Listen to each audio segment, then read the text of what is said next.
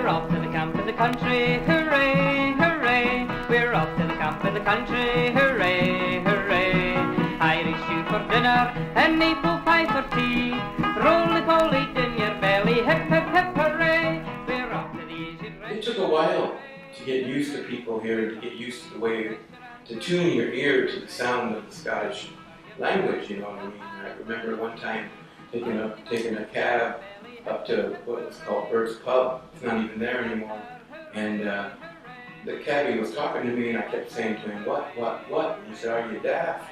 I said, no. He said, I'm speaking English. He said, you're not speaking English, you're speaking American. So I learned right there and then that there's a little bit of difference between the Americans, the way we spoke and our slang and the words we use and how we put them together versus the way the English and the British and the Scottish use. But it wasn't but 2 weeks later that, you know, you fall in love with this country quite quickly, you know what I mean? And the people are so friendly, and I've always said that if I couldn't live in America, I'd live in Scotland.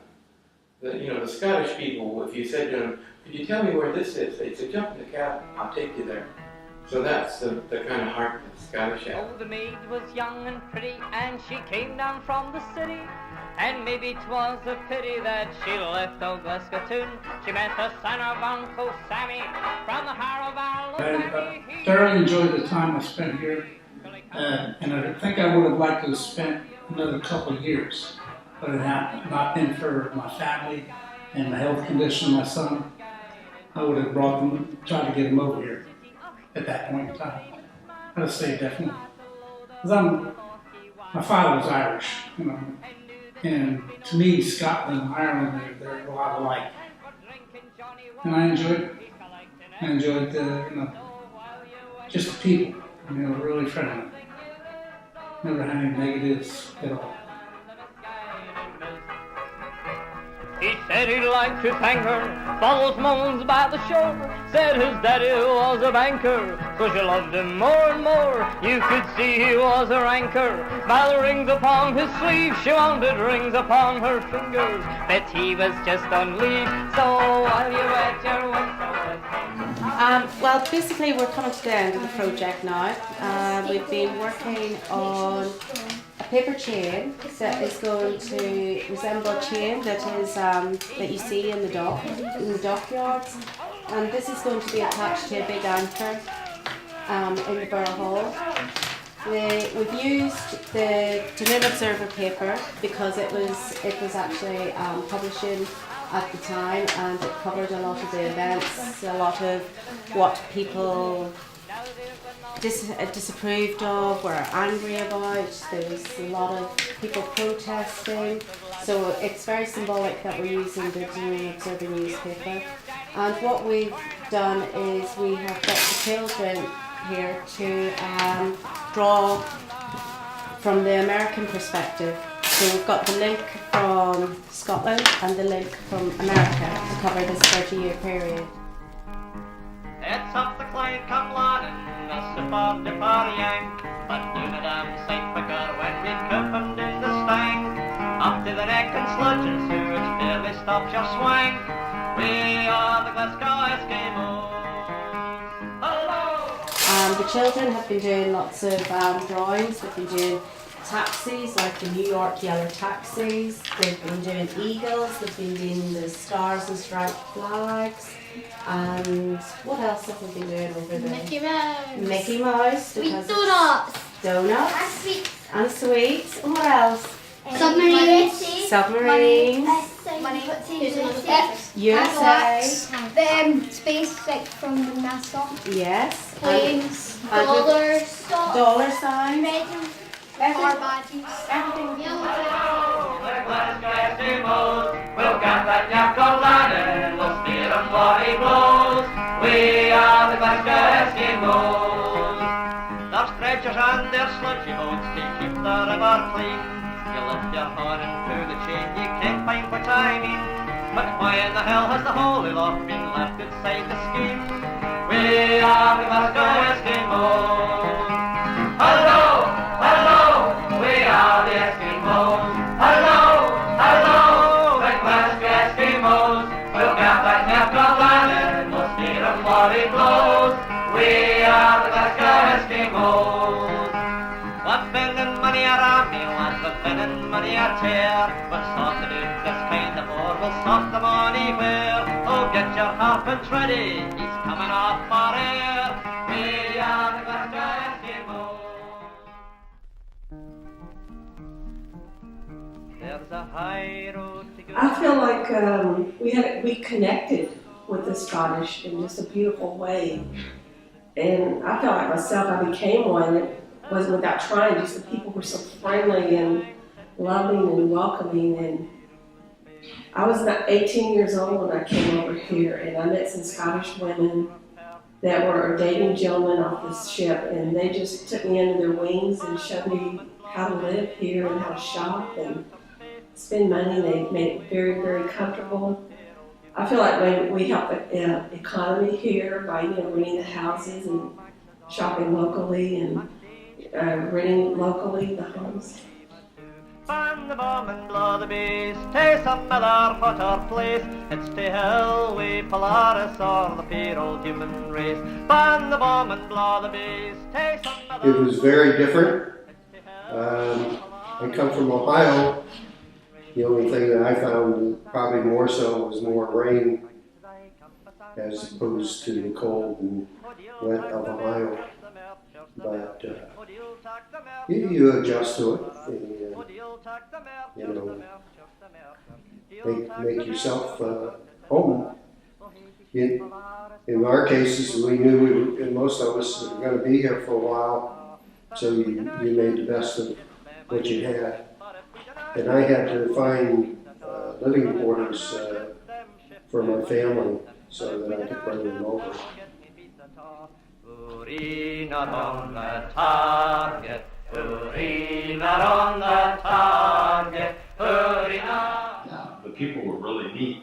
Actually, my daughter was born here, so she had dual citizenship, Scottish. So that was pretty neat. I just remember a lot of the Scottish people would, when they saw her, and they said, "Oh, the wee girl," and they'd give her a coin or something. So I thought that was really neat. They say that we've never had it to get a rifle, diddy-ball-day. They say that we've never had it to get, but who in the hell are they trying to kid? We a rifle, diddy-ball, rifle, diddy-ball-day. They give the old folk 50 shillings. My husband loved living in Dunoon. He said he'll never forget coming over on Western Ferries. He arrived in July of 1981. And he said he'll never forget coming across Western Ferries and seeing the Royal Marine Hotel. And he said that the minute he saw the Royal Marine Hotel, he knew he was going to love it. He said there was a smell in the air from coal fires. He said he'll never forget that. That was the one thing he remembers, is the smell in the air standing out on Western Ferries, and he just knew he was going to love it. And yes, he's so I would say, on the whole, a lot of them really enjoyed it. They may have complained at the time, but I think looking back, when they got older, they realised it was not a bad place. But our heats are made out of wind, because we've never been had so good. We are rifle down, diddy-pull down, rifle, diddy-pull down.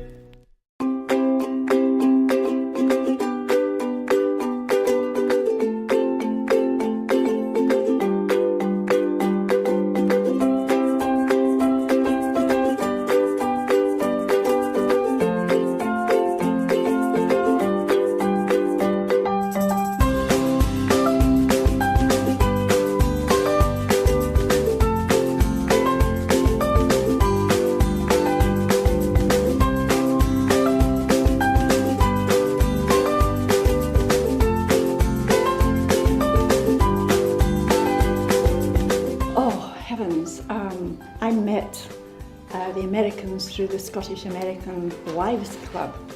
I was a member of it, and they changed my life completely because they taught us how to do patchwork and quilting.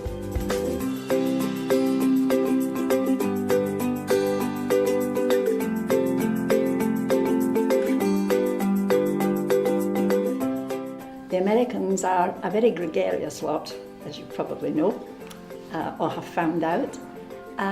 They're a little bit more forthcoming than we are. And so I went to America for about 2 months and went around different groups of ladies all over America and tried to pick up some of the tips that they could give me about teaching. And when I came back, I went to the grammar school and I had an evening class there to teach. And so I decided that really what I wanted to do was to open my own business, my own shop, and teach in my own shop. And that's what I did. And it became Calico Threads. And it was the first patchwork and quilting shop to open in Scotland.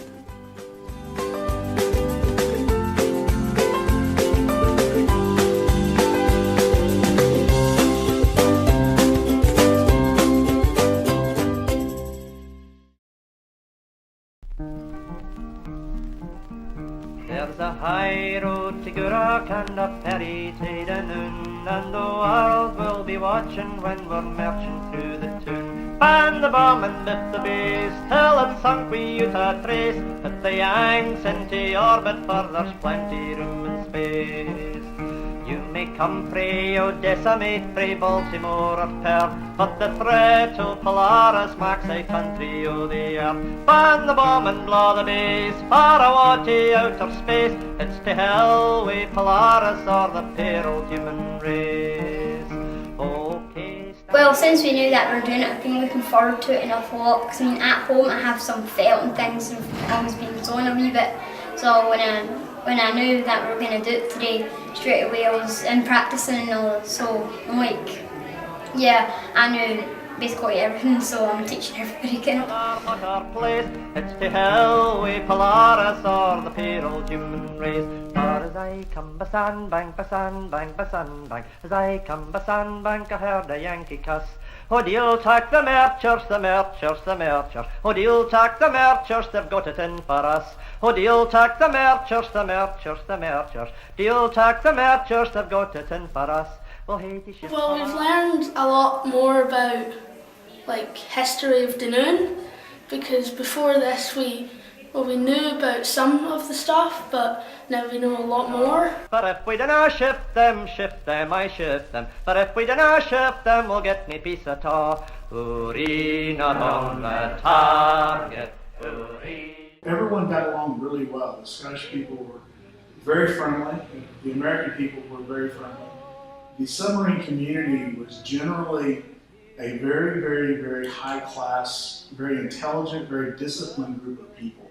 The American military was extremely selective about its submarine community, and generally only the best group of people could get into the submarine community. So by the time the submarine community sailors and the folks that were part of that community were only the absolute best folks around, so they generally could gel a whole lot easier. And I think probably what the folks of Scotland and Dunoon saw were some of America's best citizens. When I was at school, we were told we're getting foreign visitors coming, and because everyone had to be in their best behaviour. So on the great day, I had 2 new classmates. The guy on the left was Bernard Blosso. The guy on the right was Barney Bump. So Blosso and Bump, kind of unusual names. And when they came to the school, it was a revolution basically, because we had so much to talk about, different culture. And that day after school, Bernard said, "You want to meet my dad?" In these days, of course, Americans had, they took over people's private houses, and they had rooms in them or apartments. And so these were local, so people were in amongst us. So I went wandering along, and the young chap called his mother Ma'am, and he called his father Dad. Sorry, he called his father Sir. So this is a culture shock. And his dad's commander, dripping in grade, the first thing he said was, "Give this guy a beer." I said, oh no, I can't do that. My dad would kill me if he thought I was drinking beer, because I'm only 12. I told you, give his guy a beer. So he goes over to the fridge outside our room and he picks out a root beer. Of course, we didn't know root beer as root beer, we knew it as ginger beer. So that was the first of my experience with Americans.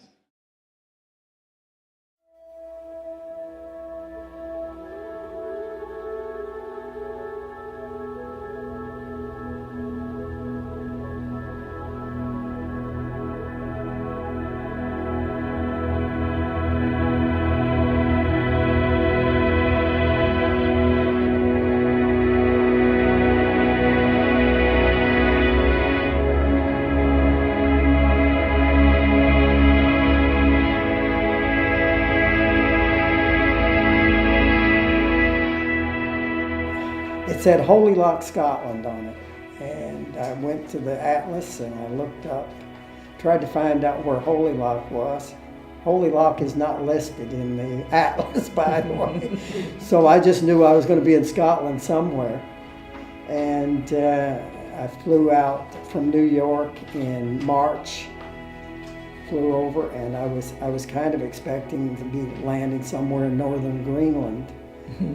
And being snow and ice and everything, and yet we flew over Prestwick and Ayrshire on the 27th, 28th of March, after having left New York area, and everything is gray in New York at that time of year. And all I could see was beautiful green landscape countryside, and I thought I had died and gone to heaven, actually. It was beautiful, absolutely beautiful. And that's when my love for Scotland came in there.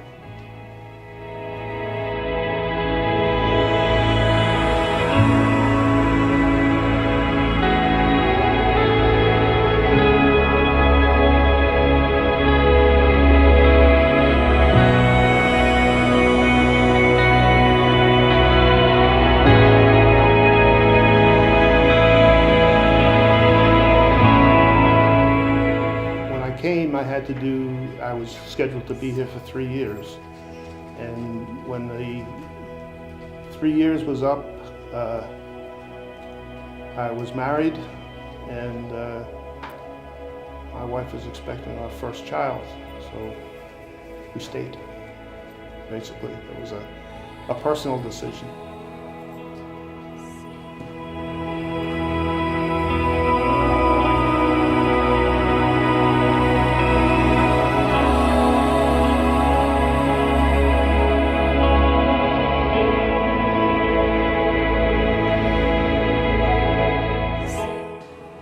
I made great friends, and I still now. Two of the captains on the ship still get send me Christmas cards after all these years, and when they come over, they always come to see me. Many of them come back, and it's my opinion. The whole turnaround from when they were arriving, the hostility had changed into a warmth because of the human interaction, and people, generally speaking, I would say, from my experience, were very upset when they left. Some people were tearful. They'd made such strong connections through marriage, friendship. You know, quite often they were brief relationships because of the people being stationed for a short time, and very intense friendships, and they developed into many Dunoon people visiting America. You know, this whole interaction has continued over the years, and I do feel people felt quite bereft